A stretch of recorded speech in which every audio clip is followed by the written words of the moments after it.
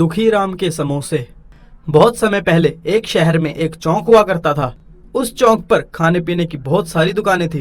शहर के सारे लोग उस चौक पर मजेदार खाना खाने आते थे। उस चौक पर चंदन की बहुत पुरानी समोसे की दुकान थी।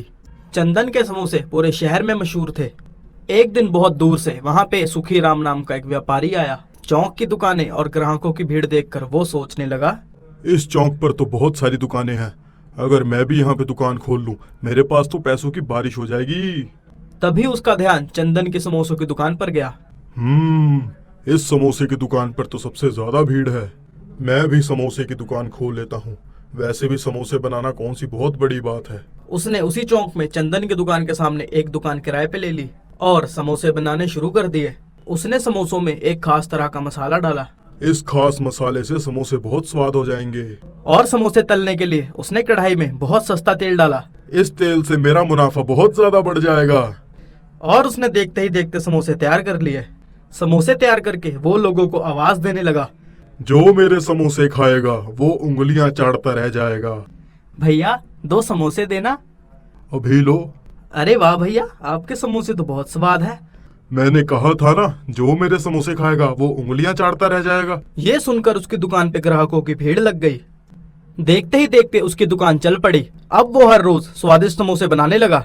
दूसरी तरफ सुखी राम के समोसों के कारण चंदन की बहुत पुरानी दुकान पे अब असर पड़ने लगा। अब उसकी दुकान पे कोई ग्राहक नहीं जाता था। इसलिए उसने सोचा, एक बार मैं भी सुखी राम के समोसे खा के देखता हूँ। मैं भी तो देखूं इसके समोसों में ऐसा क्या है। चंदन मुंह छुपाकर उसकी दुकान में गया। वो समोसे लेकर अपनी दुकान में आया और उसे खाने लगा। समोसे खाते ही वो समझ गया, इन समोसों में डाले गए मसालों से तो सेहत खराब हो जाती है। अच्छा, तो ये माजरा है। सरकार द्वारा बैन किए गए मसालों को इस्तेमाल कर रहा है ये। मुझे इसका पर्दाफाश करना ही होगा। तभी उसे एक आइडिया आया। अगली शाम वो अपनी दुकान के बाहर कुछ दवाइयां लेकर बैठ गया और जब चौक पे ग्राहक आने लगे, उसने जोर जोर से आवाज लगानी शुरू कर दी, पेट दर्द की दवाई ले लो, सिर दर्द की दवाई ले लो, बुखार की दवाई ले लो। चंदन को दवाइयां बेचते देखकर कुछ लोग उसकी दुकान पे आए। आप तो समोसे बेचते थे, आप दवाइयाँ क्यों बेचने लगे? मैं समोसे भी आपके लिए बेचता था और दवाइयां भी आपके लिए बेच रहा हूँ। मगर दवाइयों का हम क्या करेंगे? हमारी तबीयत तो एकदम ठीक है।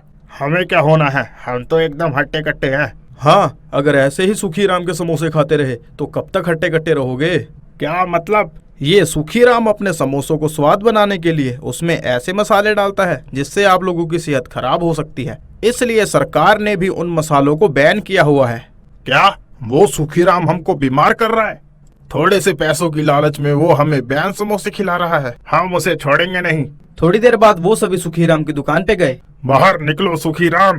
अरे क्या हुआ भाई, इतने गुस्से में समोसे कौन मांगता है? हम तुमसे समोसे लेने नहीं आए, हम तुम्हें सबक सिखाने आए हैं। लेकिन ऐसा क्यों?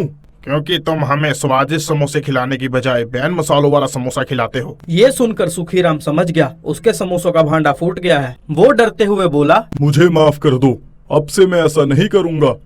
अब हम तुम्हें इस चौक पे रहने देंगे, तब तुम कुछ करोगे ना? और फिर सभी शहर वालों ने मिलकर सुखी राम को उस चौक से निकाल दिया।